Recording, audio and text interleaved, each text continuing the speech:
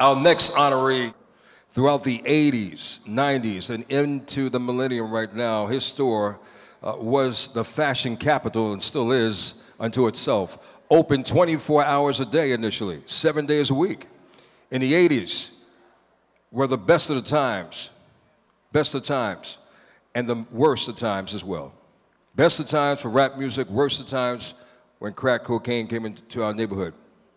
But thanks to the glory of God, he was given the vision to do something positive for our culture. Dapper Dan, baby, is so thankful. He's a very humbled man.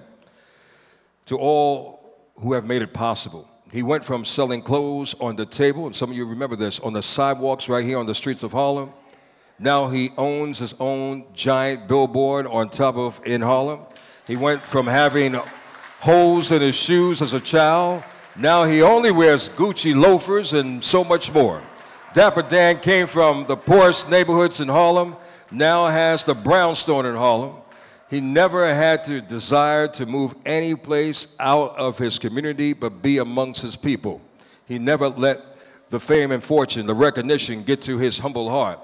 Dapper Dan always believed in himself, and he always believed in this place he calls home, Harlem, and he thanks God again for all of that. It's time for him to be recognized. Time for him to be acknowledged. Time for him to be uplifted. He's made history. He's made us proud. Let's make him proud right here, right now, by giving him his justified Harlem honor. Mr. Dapper Dan, the Harlem King. I used to read Word Up magazine, Salt and Pepper and Heavy D up in the limousine, hanging pictures on my wall.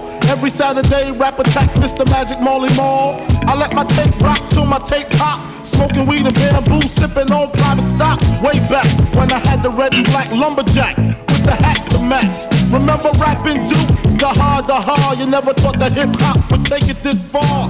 Now I'm in the limelight cause I rhyme tight. Time to get paid, blow up like the world trade. I purposely asked for that cut right there. And the reason I asked for that is because this is the first time that we presented and we gave birth to a culture that we was able to make money off without them appropriating it from us. It was hip hop that took what we do, this style that we have around the world. And I said to myself, this is amazing. I never saw it. Everybody takes our culture and uses it and gets rich off of it but us. You know, the younger generation coming behind us think rock and roll, that they created rock and roll. They don't realize that we're the gift of rock and roll. They take everything. I mean, you still got the Beatles in their 70s making money for people we done buried who created that genre a long time ago. So I said, you know, I came here originally to say thank you. I went to Essence Fest and told them thank you. And the reason I came here to say thank you, I say, Bunny, I got 2 speaking engagements, one for, you know, 90 Negro College Fund, and I said, and I had another speaking engagement, because white folks pay me to speak about what we hear today. They worship our culture, you know, and I've been in London, Italy, everywhere I go, just talking about the culture. Everybody you see, all the white folks you see with them big logos on the back that say Dapper Dan, they're saying, we know where it come from. You know, we know where it come from. You see Beyonce, and you see Jay-Z, and you see all the rappers. All that's a product of what started here in Harlem. This fashion thing that started here in Harlem, I was so depressed at one point because I grew up, you know, with ebony. I know me and my friend used to get ebony, and I said, okay, you got this side, I got that side, and we flipped the pages.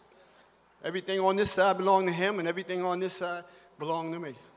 And then, do you know, I was honored by maybe 23 different European magazines before I appeared in one black publication. Do you know last year, out of 30 years, was the first time that I was honored by a black publication? We have to pay attention to our culture unless we let them constantly, after generation, take our culture away.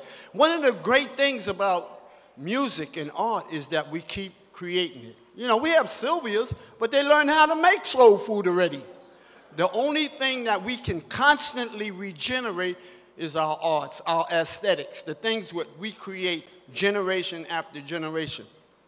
And we can't constantly let them take it away. That's why I'm so thankful today. And I came here, I told Bunny, I'm happy to be there. I told Bunny, come to my other speaking engagement. I wanted her to see how all, as full as this room is, standing room only for white folks to see me talk about Harlem and the culture that we started here in Harlem. I said, Bunny, I want you to see this. New York Times, all major publications. Do you know last year, they featured me in the Museum of Modern Art. The curator of the Museum of Modern Art said, Dapper Dan, what you did was the most important thing for fashion motifs of the 20th century, because I started last, before the 21st century.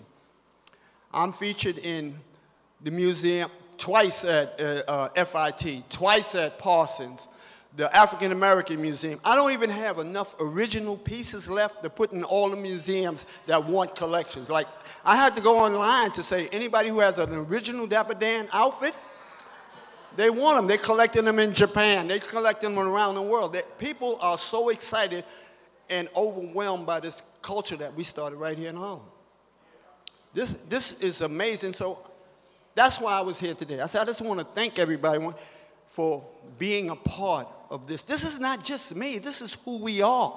This is what we do. This is what we constantly do. And we can't let them keep taking it away from us. And that's why I had Biggie Smalls playing, you know. Yeah. Word Up Magazine. That's why it's so important, you know. And I want to talk about Harlem. And, you know, what is really sad to me is that we didn't really lose Harlem. The truth of the fact is we gave it away. We didn't lose it. We gave it away, you know. When I was in prep school, Constance Baker Motley, I know the politicians will remember this. Constance Baker Motley, under the Johnson administration, under the Guns and Butter administration, she did a study. She was the second black borough president of Manhattan. She did a study. And in that study, she said, urban renewal, Negro removal. The plan was, and this is 1964. In 1968, before I went back into the street, and I used to write for a newspaper in Harlem called 40 Acres and a Mule. And in that 40 Acres and a Mule, if you see, I just did the documentary that Jay-Z did on Life and Time, and I'm walking through Harlem, you'll see on the front cover of that I'm holding up a newspaper. And in the cover of that newspaper is a prototype of the state building that was going to be built on 125th Street. And I showed that building as being a Trojan horse because that was the first building that they put in Harlem for gentrification to take place. I said, if I ever get me some money, I'm buying me a brownstone in Harlem. I begged my friends, you know, guys who I grew up with in hustles, I say, man, buy this property.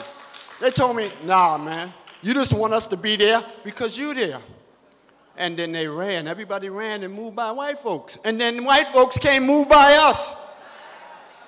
How much sense did that make? You know, so we gave Harlem away, but what we cannot do, we cannot constantly give our culture away. What's happening now, man? And when I was in Essen Fest, I looked around. I seen all these professional women. So many professional women, you know? And I thought to myself, how many of them have children? We are not breeding children by professional women because there's no men for them. You know, when you look at, I saw season 5, episode 5 of The Wire. There's a young boy in The Wire saying, how do I get from the corner to the rest of the world? And he dies of an overdose. That's how critical it is. We are producing amazing women. Amazing women. My daughter, who I raised in Harlem, she's principal of Success Academy on 118th Street. She's dean of principals of all the Success Academies in Harlem. My niece is sitting at the table. My sister raised her. She's a pediatrician. My goddaughter is a lawyer. All these women, we're producing amazing women. But the boys need help. The boys need help. We need to learn how to produce strong men, you know? And when my son was going back and forth to college, I said, son, what you're gonna see is the hardest graduation that young black men is gonna ever have is graduating from the corners. My son, he didn't get it in the beginning. He kept going back and forth to college. He said, wow, Dad, they still on the corners. You know, we really need to mobilize. We really need to think different on how to get them off the corners. You know, now how can I go to my friends and say, well, Dap, you used to hustle when you was young. Yeah, I used to hustle when I was young. But you notice that I kept transitioning. Everybody know here, I done had so many of y'all guys try to beat the deuce twice. And things like that. You know, you got to keep transitioning. You got to work your way out of what we're doing, man.